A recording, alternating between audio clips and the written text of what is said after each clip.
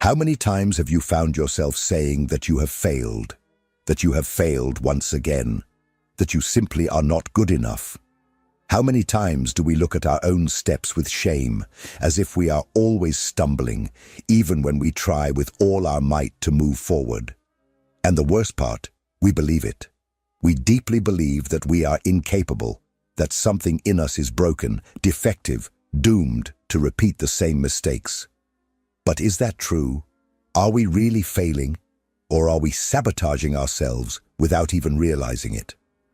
Carl Jung, the psychiatrist who dared to explore the darkest corners of the human mind, gave us a disturbing answer. What we call failure often turns out to be nothing more than an unconscious theater, a silent and hidden movement of parts of ourselves that operate in the shadows, parts that, despite seeming like enemies, are trying to protect us. Not protect in the noble sense of the word, but protect out of fear. Protect like a dog that bites before being attacked. Protect by keeping us small, invisible, comfortable.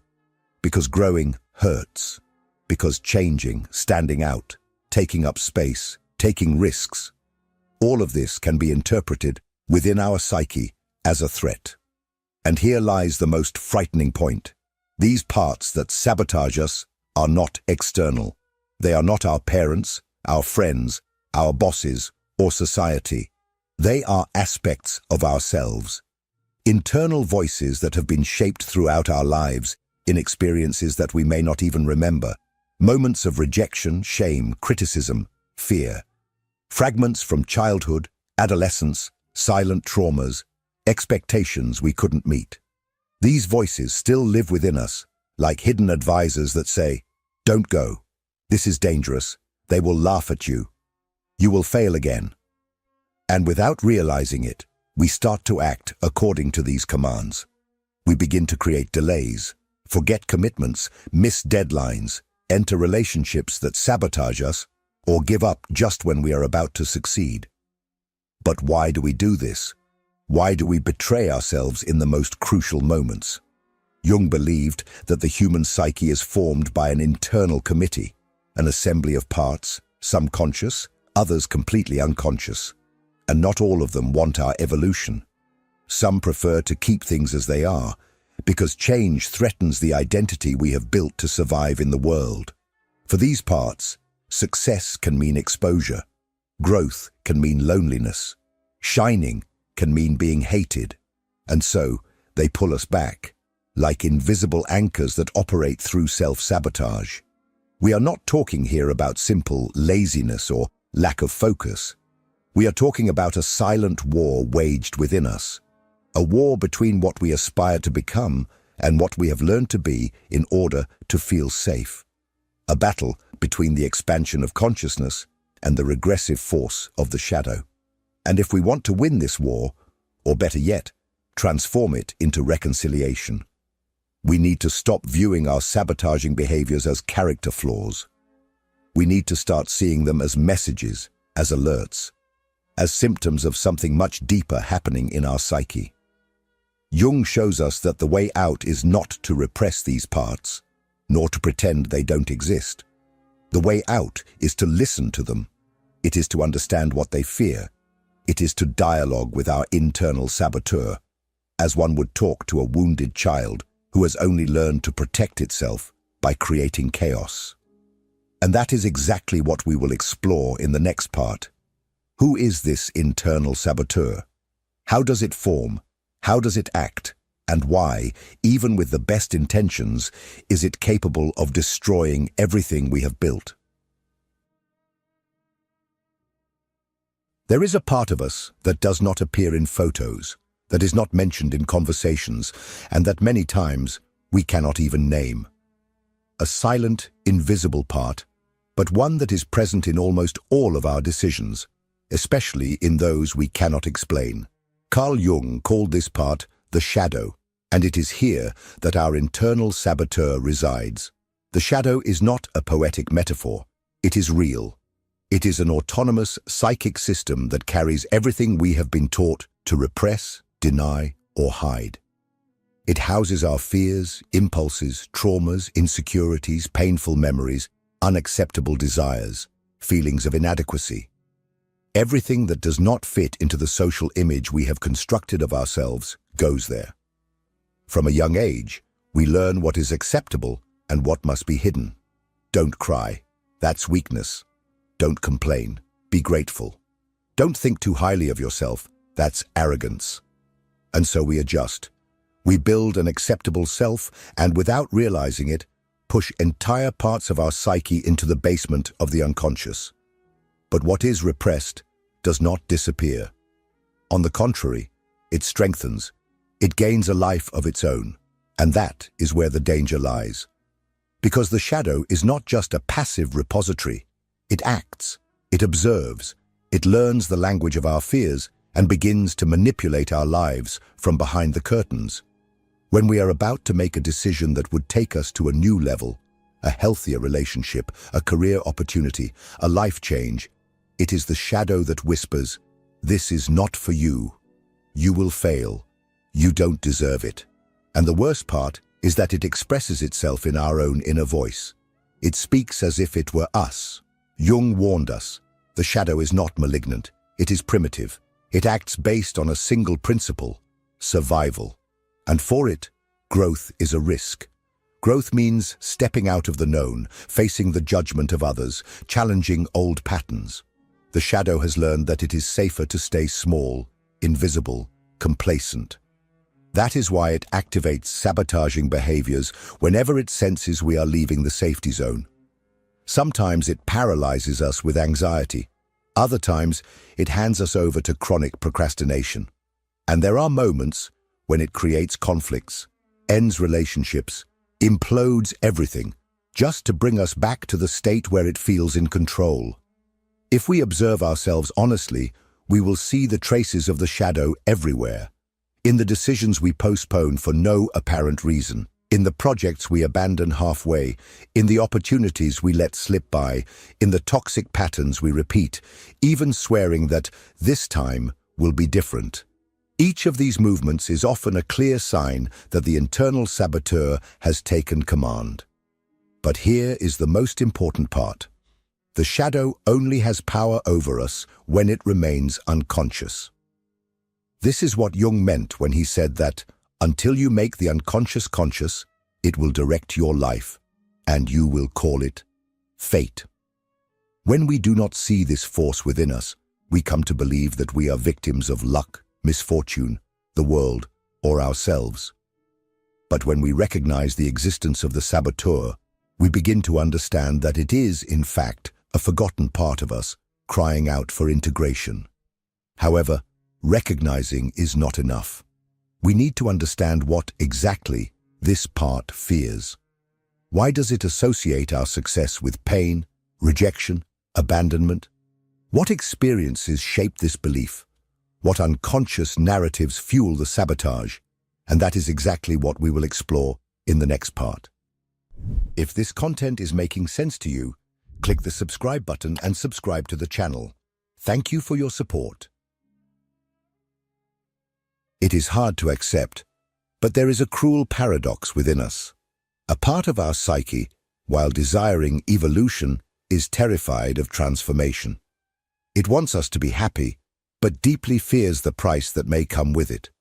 It wants us to be successful, but believes that success means exposure, judgment, loneliness, or even abandonment. And that is why often, at the exact moment we're about to cross a door that could lead us to a new level, something pulls us back. This regressive force, this invisible lock, is our unconscious attempt at protection. A protection against the risk of growth. According to Jung, this mechanism arises from deeply impactful emotional experiences that are recorded in the psyche as existential threats.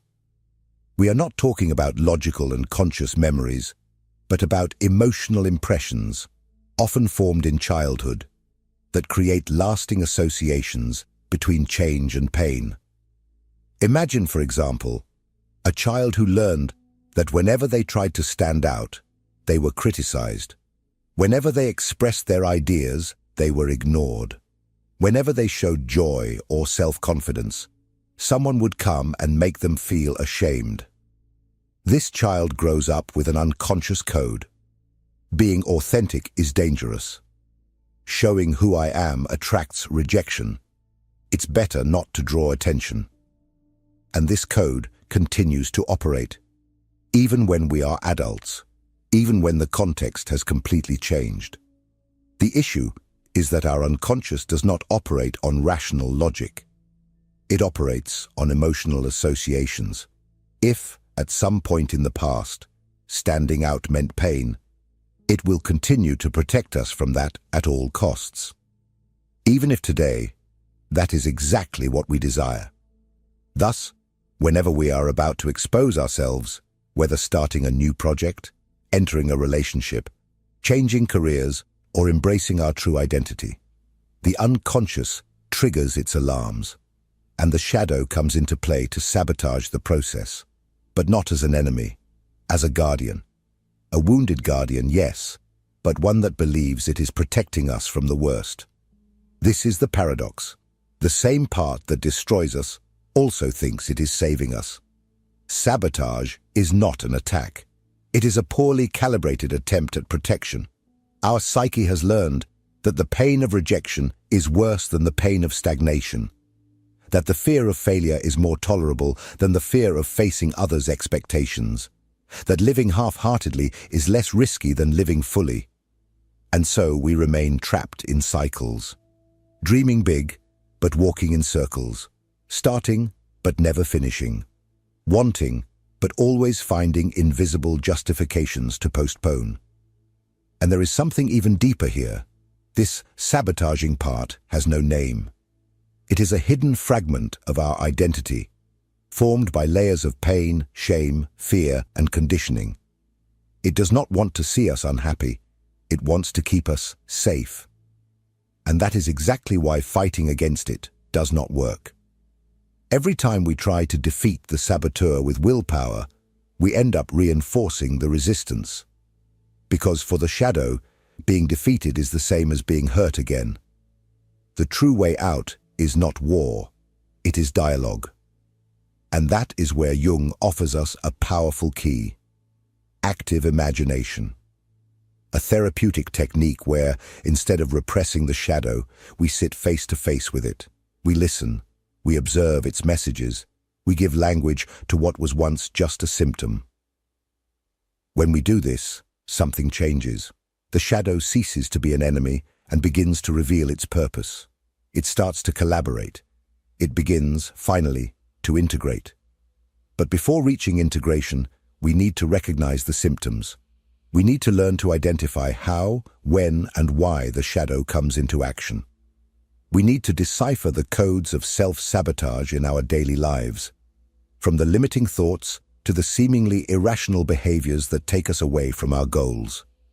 Prepare to see procrastination, self-criticism, repetitive dramas with new eyes, and realize that what seemed like bad luck or lack of discipline may just be the shadow whispering behind every decision. Self-sabotage doesn't usually shout. It whispers. It doesn't show up with signs saying, "Stop here." It operates from the edges, through patterns so subtle and repetitive that over time, we begin to confuse them with our personality. But it's not. It's the shadow at work. And the scariest part is that, often, it acts precisely when everything is going well. When we start to gain momentum. When we finally feel ready to take the next step. Let's be honest. How many times have we been one step away from something important and simply stopped? We make excuses. We forget. We procrastinate. The famous, "I'll deal with it later," that never comes. And this doesn't happen by chance. The shadow acts exactly in those moments. And its favorite weapon is subtlety. The unexplainable procrastination. The fatigue that appears out of nowhere. The doubt that arises the day before a decision. The anxiety that keeps us awake before a presentation. The sudden urge to change everything at the last minute. The impulse to argue with someone close just when we're about to do something important. Coincidence? No. It's sabotage, disguised as a rational justification. These behaviors, although they seem random, follow a pattern. And if we start to observe them closely, we'll notice that they arise whenever we touch on some internal boundary, an invisible limit, where our comfort zone ends and the territory of change begins. It's at this exact point that the shadow rises. It cannot stand the idea of expansion, because expansion is synonymous with risk, and risk to it equals pain. So it does what it knows best, sabotages invisibly but effectively. One of the most powerful mechanisms of self-sabotage is negative self-talk. That voice that demotivates us even before we try. That makes us believe we're not good enough, that everyone else does it better, that no one will care, that we'll fail again. This voice is not the truth. It is the echo of old experiences that still live within us. Echoes of rejections, criticisms, humiliations that were not integrated. And every time it appears, it pushes us back to the known. It keeps us grounded, even when we have wings ready to fly. Another subtle symptom is what we can call strategic self-destruction. Those seemingly silly choices we make, but that deep down sabotage important opportunities, like staying up late the night before an event, forgetting to respond to that crucial email, accepting an invitation just to avoid an important task, or even getting into pointless arguments at critical moments. This isn't bad luck. It's not a lack of organization. It's an unconscious system acting masterfully to keep us exactly where we are. And perhaps the most dramatic of all, the habit of creating conflicts when everything is going too well. Have you noticed how sometimes when peace begins to settle in, something inside us seems disturbed? As if we're not prepared for balance. As if tranquility bothers us more than chaos. And then, out of nowhere, we start a fight. We create a problem. We provoke a misunderstanding. It's the saboteur saying, "Don't trust this, don't relax, it will end." Because in the past, it may have ended. And now we carry this pattern as protection. A protection that destroys. All of this doesn't happen because we are weak. It happens because our psyche is still conditioned to associate success with pain, achievement with pressure, peace with abandonment. The shadow has learned that succeeding is dangerous, and until we bring this to the light of consciousness, it will continue pulling the strings behind the scenes. But there is a way out. There is a way to stop dancing to the rhythm of this invisible music. And the first step is to look at the shadow with different eyes, to stop treating it as an enemy, to start listening to it, to understand what it wants to say, what it needs, what it fears. In the next part, we will explore exactly this. We will understand why dialoguing with the saboteur is much more effective than trying to suppress it. Most of us spend our lives trying to rid ourselves of what hinders us. We reject our insecurities, hide our fears, fight our vices, and pretend that certain emotions don't even exist. We think that the path to evolution lies in overcoming these dark aspects. But Carl Jung proposed something radically different, and for many, deeply uncomfortable. What if, instead of fighting the shadow, we talk to it? Jung understood the shadow not as an internal demon that needed to be exorcised, but as a living and legitimate part of the human psyche. A part that has been excluded, ignored, ridiculed, or punished, and thus became reactive. The shadow is formed by everything that did not fit into the idealized image of who we should be. And the more we deny its existence, the more autonomy it gains. It begins to act without our permission, to influence our decisions, to sabotage our relationships, our projects, our dreams. Not out of malice, but because it has been trained to believe it is protecting us. That is why Jung said that no one becomes enlightened by imagining figures of light, but by making the darkness conscious. True transformation happens when we stop hiding from ourselves, when we have the courage to look into the eyes of the part we reject and ask, "What do you want from me?" This is the beginning of integration. It is not about erasing the shadow, but recognizing its existence, listening to its voice, understanding its logic. Only then can we reclaim the energy it has imprisoned and redirect it towards something constructive. One of the most powerful tools proposed by Jung for this process is active imagination.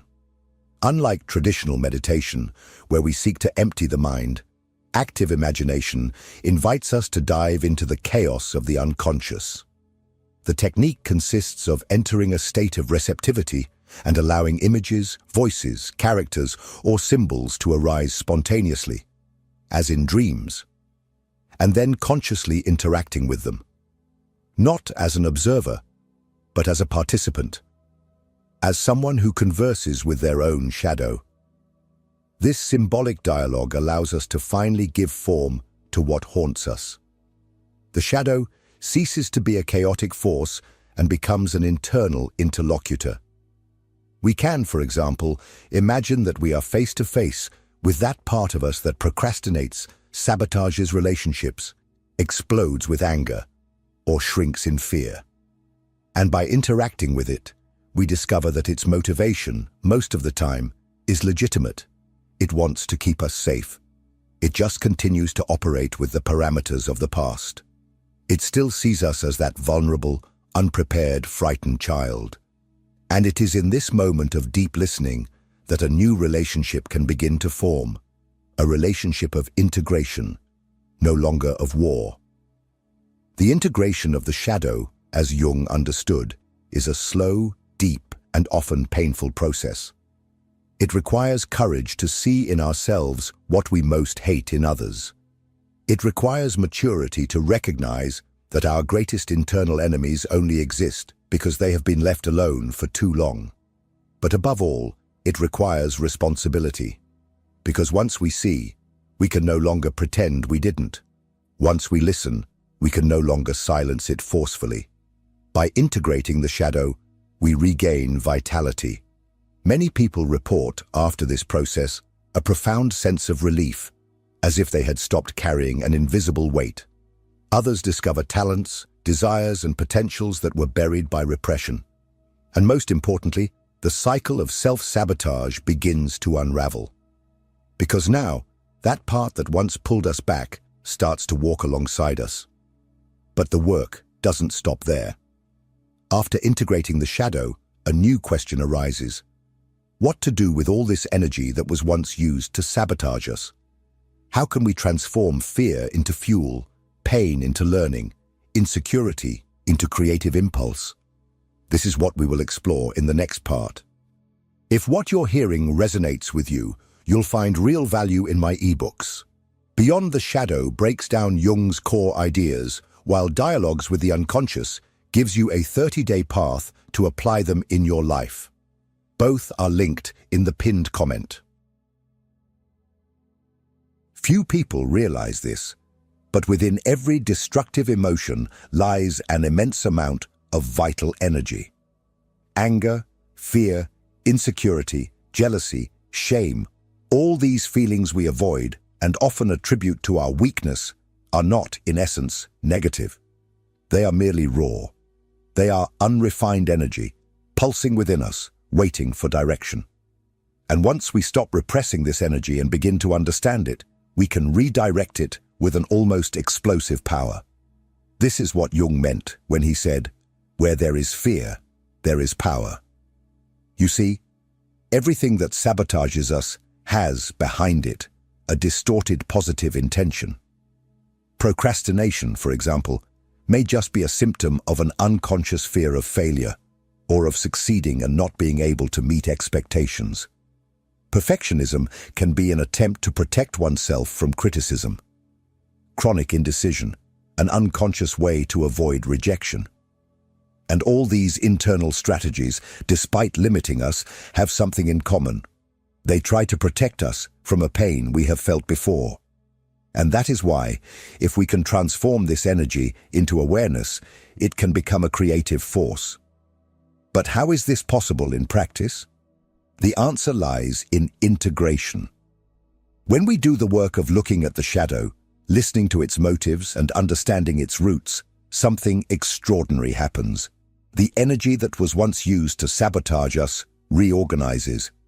We begin to recognize the emotional patterns that paralyzed us, no longer as external obstacles or internal failures, but as psychic scripts that can be rewritten. And this act of rewriting, of redirecting, is the turning point. For example, anger, when understood, can transform into assertiveness. Fear can become intelligent caution. Shame can turn into sensitivity. Insecurity can evolve into genuine humility. What was once experienced as weakness becomes wisdom. Because contrary to what we have been taught, it is not by ignoring our emotions that we become strong. It is by using them with awareness. And it is at this moment that we begin to realize something essential. The internal saboteur was not our enemy. It was a messenger. It was crying out for attention. And the more we ignored it, the more it sabotaged. But now that we have listened, that we understand, that we have created an internal space for this part to manifest with dignity, it can reorganize. It can, for the first time, work in our favor. Think about this. What if that part that always destroyed your opportunities is exactly the part with the greatest capacity to build them? What if the fear that paralyzes you is the same that, when redirected, can make you move forward with a courage you have never experienced? What if the emotional exhaustion you have felt for years is just the result of fighting against yourself, and that now, with the forces aligned, this exhaustion can give way to a new kind of vitality? Jung saw this as the essence of the individuation process. The moment we stop being fragments fighting against each other and start operating as an integrated whole. It is in this state that true inner freedom emerges, because finally, we are no longer divided. There is no longer one part trying to move forward and another pulling back. We are united, whole, complete, and that changes everything. However, there is an important detail. To reach this point, we must learn to recognize when we are sabotaging ourselves. While we are sabotaging ourselves, awareness is the antidote. And more than that, we need to develop the ability to perceive the subtle patterns of the mind in our daily lives, to understand how these impulses arise, how they distract us, how they convince us to give up on ourselves. Understanding that what we often call failure is actually a deeply rooted act of self-sabotage, an unconscious mechanism orchestrated by parts of ourselves that have been forgotten, wounded, or rejected. We are not failing due to a lack of ability. We are stuck because there are internal voices, often older than we can remember, telling us that it is safer not to change. Jung teaches us that the true obstacle is not outside. It is not the world, the system, the other. It is the silent war we wage within ourselves, the internal division between who we want to be and what we have learned we should be, the battle between our potential and the traumas that created our defenses. But the biggest mistake we can make is to keep fighting against these parts, to keep trying to silence the shadow, repress the fear, ignore the saboteur. Because the truth is that these parts will not disappear. They are part of our psychic structure. They are pieces of our history, fragments that carry not only pain, but also power. The power to protect, to alert, to transform. The key is not to defeat the saboteur. The key is to listen to it, to recognize it, to integrate it. When we do this, we stop sabotaging ourselves. We begin to orient ourselves, to walk with all our parts together, including those that previously hindered us. This is true psychological maturity, stepping out of the childish illusion that we can be only light and accepting that the shadow is an essential part of our wholeness. What separates those who realize their potential from those who remain stuck in the same place is not talent or luck. It is the ability to recognize with humility and courage when we are being dominated by unconscious parts, and the willingness to dive into this internal territory to reclaim the autonomy we gave away without realizing it. If you have made it this far, know, this is already a sign that you are ready for this work, ready to stop repeating cycles, ready to transform the fears that paralyze you into allies that propel you forward. Now, I want to invite you. Write in the comments a situation where you realized you were self-sabotaging.